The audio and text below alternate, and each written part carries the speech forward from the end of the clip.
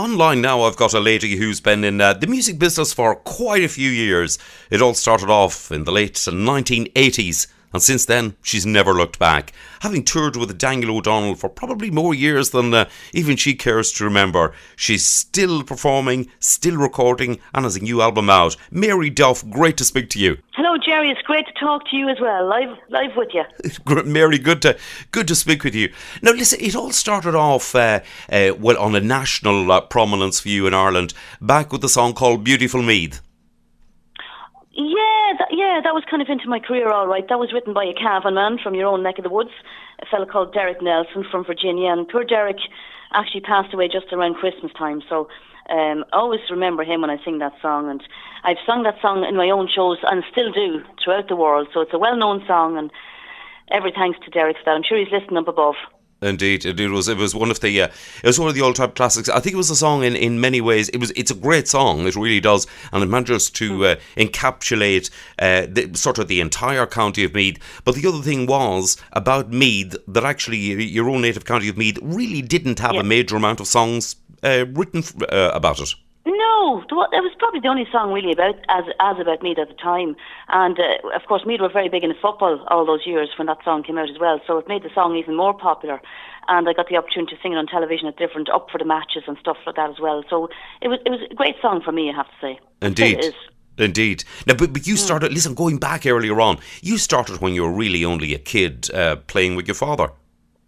I did. I was 12 at the time when I started singing.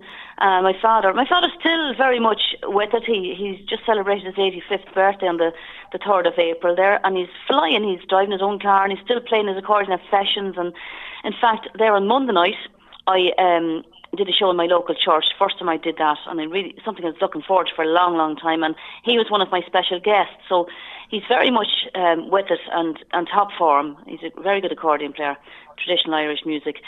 But I started with him. He had his own band at the time, doing traditional Irish music and doing country music, I suppose. And I learned a couple of songs at school, and he heard me on the old tape recorder at home and persuaded me to go into the kitchen with him and pick the proper keys for the songs, and went with him to our local pub that night, or not that night, maybe that weekend. It would have been on the Saturday night.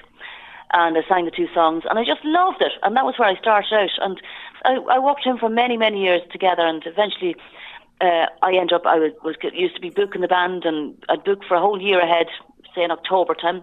And as I tell you, I'd walk or cycle up to our local phone box, maybe about 50 minutes up on the bicycle, and spend a couple of hours in the phone box booking the different venues for the year. So turning back the years or what? Indeed, innocent days from. Innocent days is right. And that was around. You're from Lobanstown in County Meath. I am indeed. Lobanstown is right, and it was very great in those days because with my father being with me, I was always very safe. You know, people say a 12-year-old going to pubs and stuff, but I was very safe in his hands. So it was a good start for me, and it was a good learning ground. Indeed, a great learning ground for all the other work which you've done. Now, since that, I mean, you've done your own shows for years and years, but you've also toured. How many years at this stage are you touring with Daniel O'Donnell? Oh, well, I started with him in 1987, so wow. You can work it out from there. Yes, that's. I had been working. I'd actually given up 2 pensionable jobs, which people say you're mad in the head to do that as well. First off, I was working in the school in Nobber as school secretary, which is down kind of your neck of the woods again. You know these places, Nobber, County Meath. And it was my first job and first secretary in school, so I stayed there for 3 years. But in the meantime, I used to be entering talent competitions. And at one of them, I did well at the competition, but I remember seeing an ad in the paper for a female vocalist with a band starting off, and I thought, I'm going to answer that. I'd always be looking out for. There was always ads in the paper for girls or boys or different musicians required for bands, but this one sounded good, and I rang up from the school one day and said, listen, I'd love to go and do an audition. And I found out when they were, drove to Dublin, got the audition with a band called Jukebox. Yes. So I left the job in the school, resigned from that, and went to join Jukebox, where they were a rock and roll chart-topping band. Not chart-topping, what would you call it? Cover band. Cover band, yeah. And stayed with them for 3 years, did all the major dance halls in Ireland, and we used to go across course to the English dance halls as well, the Galtymore and Cricklewood and the National, and, you know, go to all the various ones around there. Did that for 3 years, and then the discos took over. So that band disbanded, and I went back studying my shorthand typing again. I got a job this time with Meath County Council, second pensionable job, issuing driving licences. But at the same time, I was still entered talent competitions, Right. hoping to get the break at singing. I still wanted to sing, even though I always loved the shorthand and typing. Loved that, believe it or not. I always wanted to do that as well. But I think the singing was more on top of my list, what I wanted to do. So I won several competitions, and most, I suppose, the prestigious one being the Sunday World, Search for Star. Sunday World, the major Sunday newspaper in Ireland. They had a huge competition in Dublin, and I won that. And Sean Riley was at that. Sean Riley at the time was Daniel O'Donnell's manager, and he asked me would I be interested in coming and doing an audition for Daniel O'Donnell. He was looking for someone to tour with him on his first UK tour in '87. So I did that, and was told, yeah, you have the job, you can take that. So I had to go and resign again from the second pensionable job in the school or in the county council to go and join Daniel on stage. So I've never really looked back. I've doing everything I've that I've wanted to do all through the years now, and love singing. So it's great to be able to realise your dream and do what you've always wanted to do. So it makes life that much easier. Indeed. Now, you've also sort of diversified. I mean, you had the Newtown Country Club. You also had a venue in Kingscourt in County Cavan as well in the intervening time. And you also had other business interests in pitch and putt, etc. We did indeed. Yeah, we did. Myself and my husband Paul. Paul would have looked after those, I suppose, when I was away. And the Newtown Country Club was particularly great because we used to have a lot of fans who come over every year from from Switzerland. We had people from Australia come over, from England, New Zealand people come over as well. Every year we had a fan club get together in the Newtown Country Club, and people would come over for that. And it was just fantastic for all the B&B people and hotel people in the area. All these people would stay. And we'd have them there for about a week, and we used to have different things in the pub for them, and we'd have open air music, and it was just great crack. And then I suppose when recession hit, everything kind of died away, didn't it? And all that finished, So indeed, that was about good memories. We had great days. That was around the recession sort of hit 2007, 2008. Yeah, that's right. So so then I suppose as a result that through recession we lost everything really. And but I suppose I'm very lucky that what I'm doing is singing, and it's a God-given gift, as I say. And as long as I can sing, it's not about what you have; it's about what you can do, and maybe what you can do for people. And if I'm singing and people say they're happy with the sounds, or it gets them a night out, and gets them away from their troubles, and puts them in a better frame of mind. But there's one guy I remember in America or in Australia.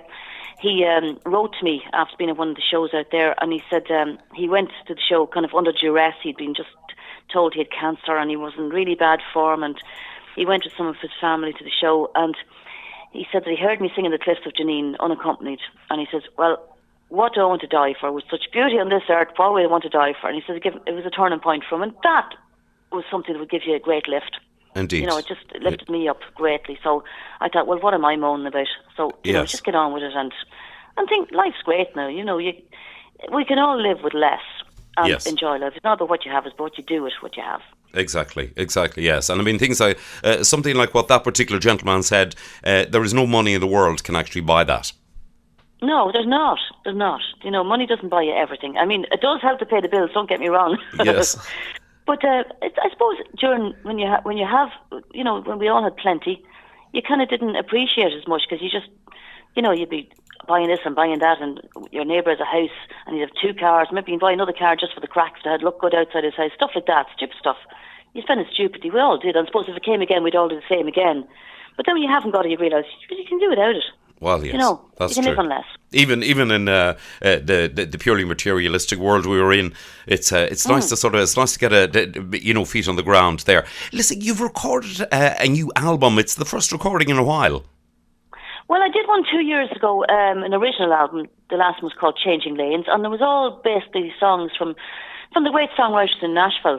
I'd been out there doing the Grand Ole Opry previous to that, and I made contact with a lot of different American singers and songwriters, and eventually decided I'd make an album of all the original songs to see how they go. And great songs. 2 of them were co-written by Garth Brooks. Actually, he wrote Mr. Noble, which was a great success for me from that album. I got a lot of plays and made a lovely video for that song, which we used to play on all the shows I did with Daniel on a big screen. And It featured my father as Mr. Noble, and our parish priest, Father Sheeran, is in it, and my mother, and my different relations, and lots of people from the community here came out for that video as well in our local church. So it was a lovely video for that song. And this one now is a totally different album. I'm back with Rosette Records, who I would have been with for many, many years, Mick Clarkin and Yvonne and Gerry, I suppose the brainchild behind this album, and thank you very much for bringing me back to the fold. And they do great work, and Stephen Millen produced the album, but they're all songs that are classic country songs, old classic country songs that we, I suppose, maybe modernise them a little bit from the original, but not getting away too much from the original arrangements either, but just making them a bit more modern. Yeah, well, you put your own sort really of mark. Yeah, you put your own mark on them in songs such it's as... a Mary Duff twist, as they say. Yes, Put it that way. I mean, you've got old classics like Beneath Still Waters, interesting version of Blue Bayou, the Roy Orbison one. Crying Time together with Daniel. Also, Down with the Twist and Shout. And the album is called Turn Back the Years, interestingly enough. And with songs such as Silver Threads and Golden Needles on it, certainly that is turning back the years. It is. Linda Ronstadt, I remember years ago listening to her singing that. And so a lot of those songs I would have sang with my father. Like, that would be one I would have sang with my father, and Poor Man's Rose as well. You know, Good Girl's Gonna Go Bad. I've known all those songs. Turn Back the Years as well. They're all ones I would have sang years ago, but never got the chance to record them. And I thought, well, I was sitting down recently with Daniel and we were picking out songs to do on his programme, on his shows, because we always kind of rehash and bring up different songs from the past, whatever. And we mentioned lots of these songs, and he thought, yeah, I've got to like that as well. So I thought, well, if I'm going to be doing them on his show as well, people are going to be asking, where can I get them? Yes. So we thought it would be a good idea to record them. And if you pick up the album, I think anybody will know just about all the songs in this album. And I think it's a good encouragement to people. I know myself, I'm buying an album and I recognise songs. Oh, I like that song. I'd buy an album just for one song. Yes. And I have thousands of albums. I know they're going out of date now, that people sort of have got out of the habit maybe of with the shops closing and stuff for albums, but there's nothing nicer than to have one in your hand and read the credits and read what the songs are and who did this, who did that. So it's always nice to have, I think. Indeed it is, yeah, and it's a lovely album. Listen, you're a busy lass for the rest of the year. You're going all over the place. Yeah, well, I suppose I've been off for the last month, but I've been promoting this album in all that time and in my own show in the church and getting ready for that. And we've lots of work lined up. Yeah, next week I start back with Daniel. Well, actually, next week I'm recording some stuff for RTE. We're doing that big country show that's coming up soon, so I'll be doing a minor spot on that later on. And I was recording 2 videos yesterday off the album, 2 songs off the album. And next week I'm also going to start back with Daniel in the UK. We've got 4 shows there. Then he goes on a tour of where's he going? He's going on a cruise for I think a week. I'm not doing that with him, but he's going to Canada then for a month after that. That's in May, June. Then July, I've got 3 weeks on my own, doing my own work in the UK. Start off my weekend away in Clondudno, the Grand Hotel, which lots of people come to that every year. I've been 15, 16 years doing that. And it's always fantastic crack. And lots of the same people come every year and they love it. They make great friends and always open to new people coming. So if anyone wants to come along there at the Grand Hotel in Clondudno, you'd be more than welcome from Friday the 5th to the 8th of July. And we've 3 weeks doing shows then between some England and then up to Scotland as well. So very much looking forward to it. I love working to my own shows. It's just fantastic because people are there just for you and you can do a lot more material and, you can be yourself, get your personality across, chat more or whatever. And, of course, meet everyone afterwards. And then after that, I'm back to Ireland. That's August time with Daniel for his tour of Ireland. And October, where are we in October? October, back to the UK with Daniel. And then November, December, Branson, Missouri and Shipshewana, Indiana. We're doing all the time up to Christmas in those places. So it's loads to look forward to. Indeed, you're a busy lass, as they say. Mary, listen, I wish you loads of success with all the touring, with the live shows, with the new album, Turn Back the Years. And listen, it's been lovely to catch up with you once again. And listen, no problem. I wish you continued success along the path. Great to speak to you. Thanks very much, Gerry, and keep up the good work. And big thanks to all your listeners as well for all the support down to the years. And do request in some songs from the album. That's what gets them played. Thanks, Gerry. Thank you indeed, Mary.